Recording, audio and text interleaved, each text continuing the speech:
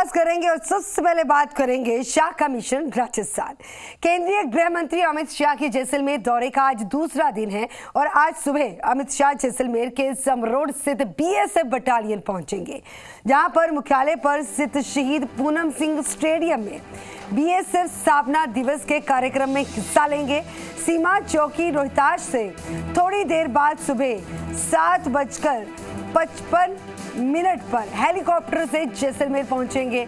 और इससे पहले दौरे के पहले दिन की अगर बात की जाए, यानी कि बीते दिन की बात की जाए, तो अमित शाह ने जैसलमेर में तनोट माता मंदिर में दर्शन कर बीएसएफ के जवानों का हौसला बढ़ाया। उन्होंने तनोट माता मंदिर के दर्शन किए, पूजा अर्चना की, रोहतास पोस्ट पर सनसेट देखा, जवानों को संबोधित भी किया और शाह ने जवानों के शौर्य की तारीफ की और कहा कि उनके साहस की वजह से ही जनता चैन की नींद सोती है। शाह ने कहा कि जवानों के परिवारों को निःशुल्क इलाज के इंतजाम किए जा रहे हैं। शाह ने यह भी कहा कि यहाँ आकर मैंने जवानों की कठिनाइयां देखी, जो तमाम कठिनाई देखी, और जवान भरोसा रखें कि वो जवानों की कठिनाई दूर करने आए हैं। इसके बाद अमित शाह ने बीएसएफ के जवानों और अधिकारियों के साथ डिनर भी किया।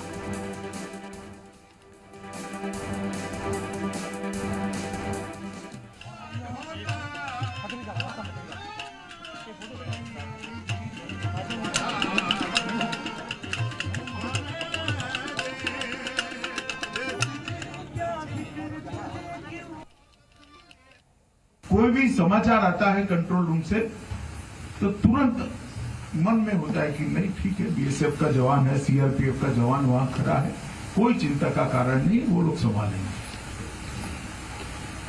कोई भी बॉर्डर हो, हमारे सीआरपीएफ के जवानों ने जिस मुस्तैदी के साथ मोर्चा बांध कर रखा है, मैं मानता हूं कि देश की आंतरिक सुरक्षा में और आंतरिक सुरक्षा को मजबूत करने के लिए इससे बड़ा प्रदान किसी का नहीं हो सकता, जो मेरे सीएपीएफ के जवान का है, जो मेरे बीएसएफ के जवान।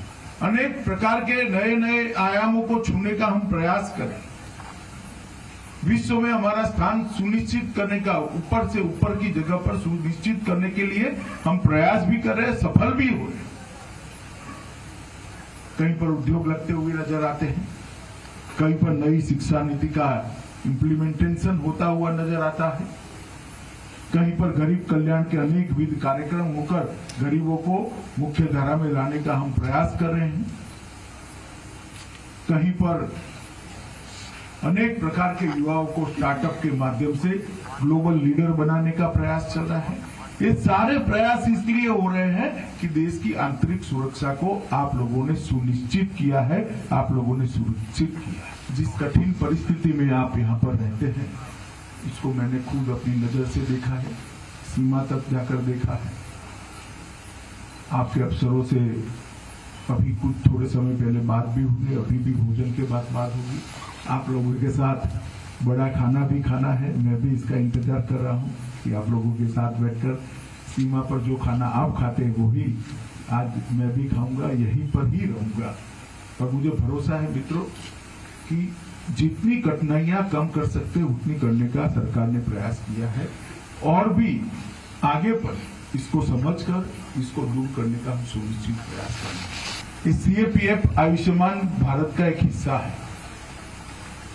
देश के प्रधानमंत्री नरेंद्र मोदी जी ने एक बहुत बड़ा निर्णय किया है कि सीएपीएफ के सभी जवानों और उनके परिवारजनों को भी एक अलग अलग कार्ड दिया जाएगा और वो कोई भी अस्पताल में जाकर वो कार्ड को स्वैप कर अपने परिजनों का और खुद का इलाज कर सकते हैं।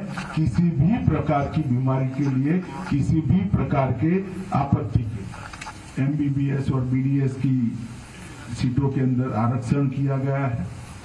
भारत के वीर निधि से कोई भी जवान की जान जाती है, शहीद होता है, तो उसके परिवार को सरकार के अलावे भी सहायता करने का काम चल रहा है। 30 लाख रुपया वहां से मिलता है और भारत सरकार भी 25 लाख रुपया और 35 लाख रुपया की राशि अलग अलग संजोगों में देती है। विकलांग अगर कोई जवान होता है तो इसके लिए भी ढेर सारी योजनाएं की है। मैं आपको इसलिए बता रहा हूं कि ये सारी योजनाएं कर सरकार ने आपके लिए कुछ किया है, ऐसा नहीं है। मैं इतना ही बताना चाहता हूं कि आप जो काम कर रहे हैं, सरकार इसको एक्नॉलेज करने का, इसका अनुमोदन करने का एक विनम्र प्रयास करेगी। तो केंद्रीय गृह मंत्री अमित शाह के